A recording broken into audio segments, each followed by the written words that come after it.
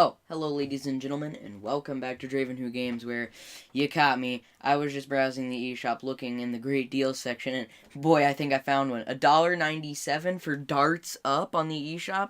I mean, heck, it claims to be the ultimate darts game. So, let's see. Alright, this should be no problem. Let's see how much money I got here. It's a $1 bill. I'm 97 cents short. You've got to be... Okay, so yeah, welcome to the bargain bin. So, what are we doing here? What's the point of this series? What the heck is this? So yes, this is the eShop bargain bin, where we take a look at some of the cheapest games that you can find on the eShop, and I tell you, my thoughts on them, if they're actually worth your $1, as all of these games are $1 or under most of the time now.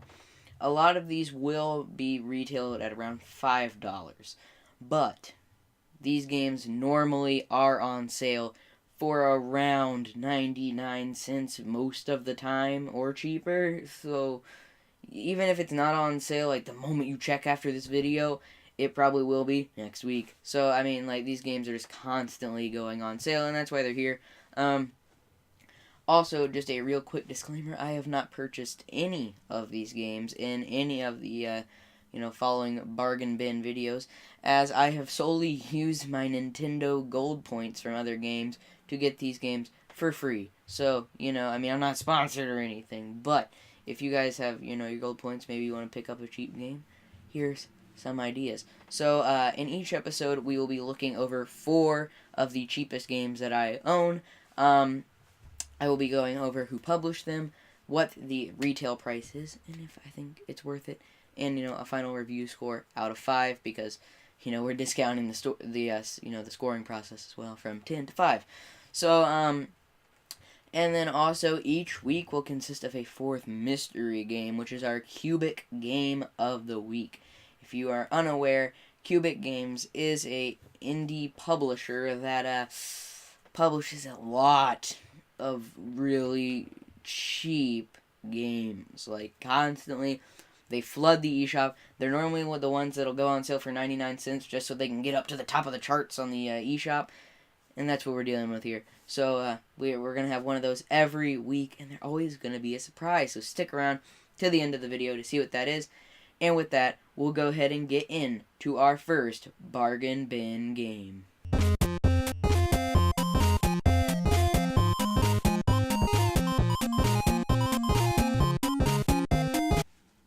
Alright, so the first game in the bargain bin is called Mad Age and This Guy. It is a game published by SimFabric and retails for $5 on the eShop, although I picked it up for a nice, cool 99 cents, and it is usually found on sale like most of the games on here for that price. In it, you play as a steampunk top hat wearing guy with a bird, going through mines and other small rooms, using your limited number of bombs to blast away enemies and obstacles. Also, during this, you must collect the parts for a mysterious machine and make it to the exit. So, it is a, kind of puzzle game of sorts, in which you do all that stuff I just mentioned. Rewards are given for completing the level, collecting all the pieces of the machine, and defeating all of the enemies. It has a nice and clean pixel art style, and controls feel mostly responsive, although they do have their moments where you just start sliding around and crap and it doesn't register, but most of the time we're good. And let's just talk about the freaking, it tells you kind of what buttons to press for what actions, and it's way too small to see in the menus, so you're just going to have to take a shot in the dark. It's not like B to go back and stuff. It's really confusing. But overall, the game is pretty cool. Pretty cool. I don't know what ghoul is, but it's pretty cool. And I would say that it is, it's fun, kind of addictive, and it's definitely worth the 99 cents I paid or didn't pay because I used gold points, but whatever. But I would not go for the full $5, retail price. I would wait for it to go on sale for 99 cents and then pick it up. As, it's better than a mobile game, but it kind of feels like a mobile game at the same time. But, the style is really what saves this one, and yeah.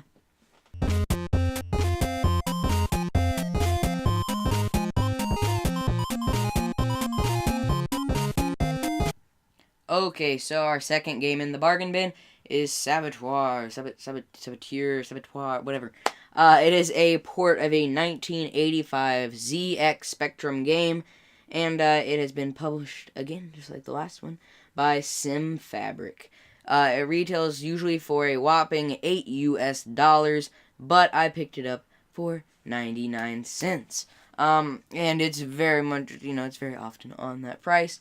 In it, you are a ninja on a stealth mission. You must go through different facilities and punch and kick your way past enemies such as dogs, police officers, stuff, and you pick up bricks and you throw them, and there's all sorts of stuff. But I can't lie, though. The graphics are a bit distracting, and gameplay is super dated. Controls are very weird and not responsive or good in any capacity. The one thing that saved it for me is that if you like old, like, crappy B movies and ninja movies and stuff, like on freaking VHS, feels like you're playing one of those. It's a game that really, truly feels so bad that it's good. It's just a hilarious game. I mean, the police officer looks so freaking derp and stuff. It's absolutely hilarious. But, I would say, please do not spend $8 on this game. I would wait for a really good sale. Again, 99 cents is probably good if you want a good laugh, but I would avoid it if you're not willing to deal with the dated gameplay and all that stuff. But if you can enjoy some pretty crap games and, if you like things that are so bad that they're good, pick it up. Go ahead. It'll be an interesting experience.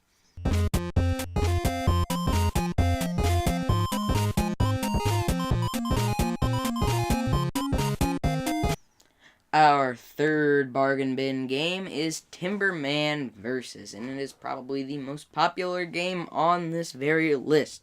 Published by Forever Entertainment SA, it usually retails for around $2, but it seems to always be on sale for 99 cents to, reach those sales charts on the eShop and get some attention.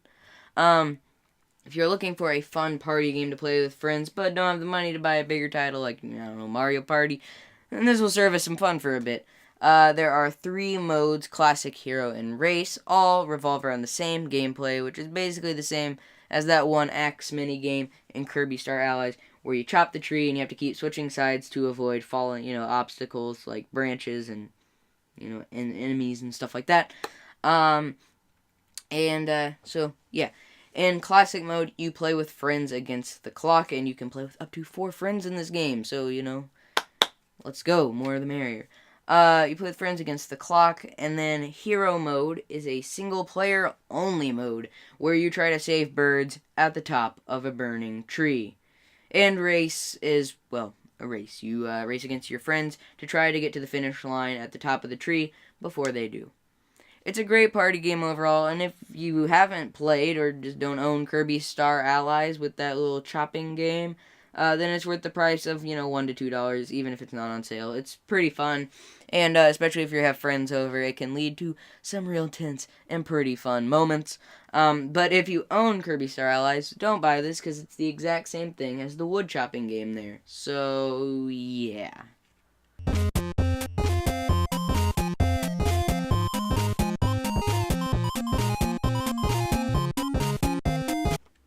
Alright guys, so it is that time to reveal the mystery Qubic Game of the Week.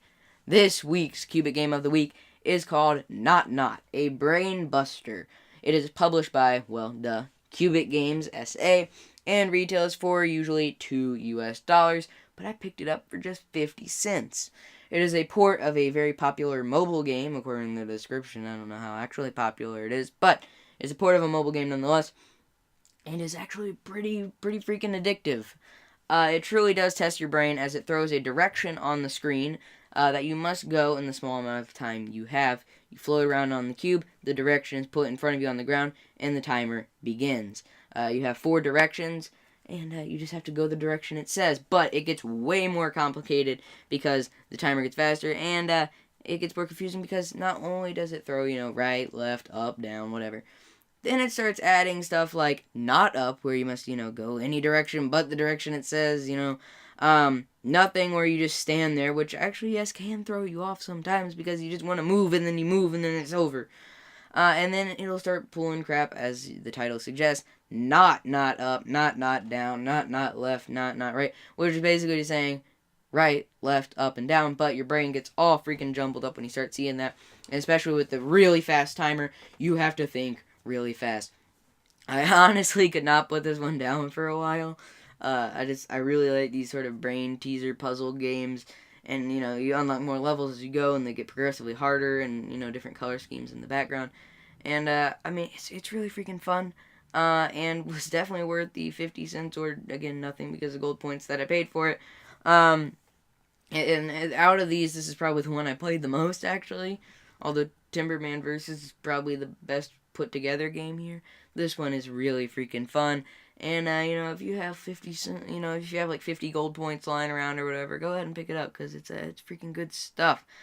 So yeah, I would recommend it if you can find it for 99 cents or lower, as I would not pay $2 for it, but, $1 or less is probably pretty good.